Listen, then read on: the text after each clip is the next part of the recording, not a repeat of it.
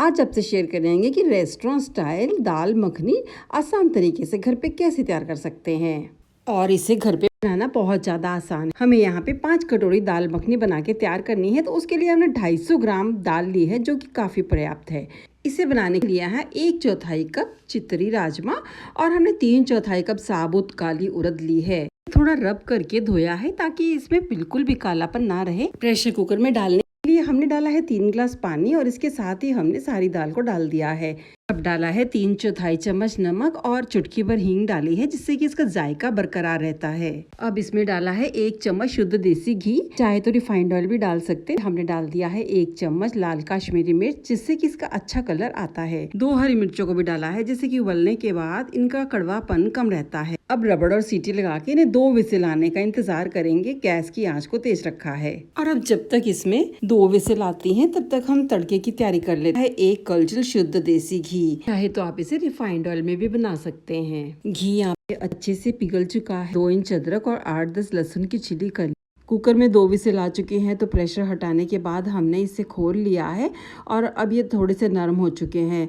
अब ढक्कन खोलने के बाद हमने इसका विसिल हटा देनी है। इसे हमने यूं ही पकने के लिए लगभग 35 मिनट के लिए छोड़ दिया है, जिससे कि अच्छे से और नरम हो जाए और ये अच्छे से मसाले में मिक्स हो सके। अब जब तक ये अच्छे से पक रहे हैं, यहाँ पे हमने 2 देसी टमाटर को चॉप कर लिया है।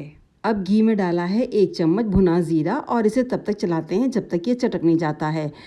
जीरा चटक गया तो अब डाला है अदरक लहसुन का कूटा हुआ पेस्ट। इसे कूट कर ही डालना है, तभी मसाला बहुत ज्यादा स्वादिष्ट बनता है। अब इस अदरक लहसुन के पेस्ट को हमने 2-3 मिनट चलाया है और ये हल्का सुनहरा सा हो गया है। सबसे पहले हमने डाला है 1 अनार का फूल, 2 छोटी इलायची, 1 बड़ी इलायची और थोड़ा सा पानी डाल के सारे मसाले में चला देते हैं, जिससे कि मसाले जले नहीं। अब हमने 2-3 टुकड़े दालचीनी के डाले हैं, लगभग 2-2 इंच के, और इससे भी मसाला बहुत ज्यादा खुशबूदार सा हो जाता है। और अब इसमें तेल भी अलग हो चुका है, तो अब हमने 1 टमाटर जो चॉप करके रखा था उसे मिक्सी जार में थोड़ा सा चला के पीस लिया है। इसके साथ ही हमने डाली है 3/4 चम्मच हल्दी और आधा चम्मच नमक।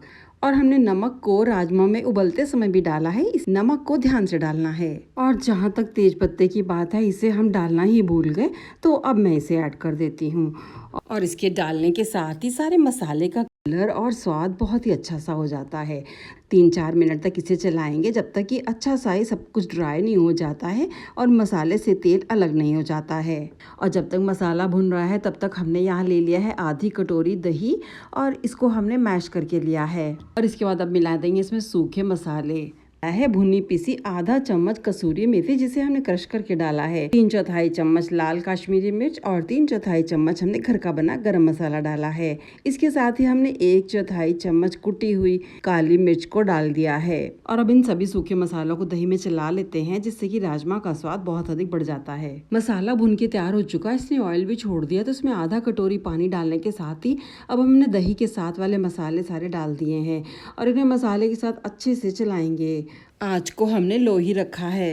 हमने 5-7 मिनट तब तक भूनना है, जब तक मसाला अच्छे से भुन नहीं जाता और दही के साथ अच्छे से मिक्स नहीं हो जाता है। और अब लो आंच पर ही दही, मसाले, सभी चीज़ों को हमने अच्छे से चलाया है और ये 2-4 मिनट में अच्छे से मिक्स हो जाते हैं।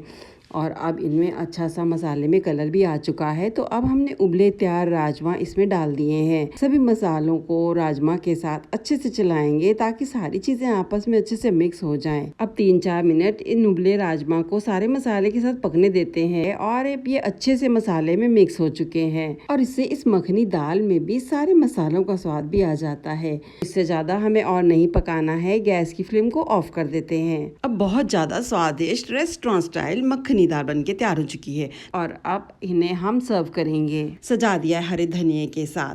और अब सबसे ज़रूरी पार्ट कि हमने इसमें डाला है अमूल बटर और इसके साथ ही हमने घर का मक्खन भी डाल दिया है। और हम तो आपसे यही कहना चाहेंगे फ्रेंड्स कि हमारे कहने पे इसे एक बार आप ज़रूर बनाना इस तरह से और इसे सर्व करिएगा तंदूरी रोटी, नान या फिर चावल के साथ। हमें पूरी है कि आपको इन रेस्टोरेंट स्टाइल मखनी दाल खाकर बस मज़ा ही आ जाने वाला है। ऐसी और इजी टेस्टी रेसिपीज के लिए हमें फॉलो करना ना भूलें।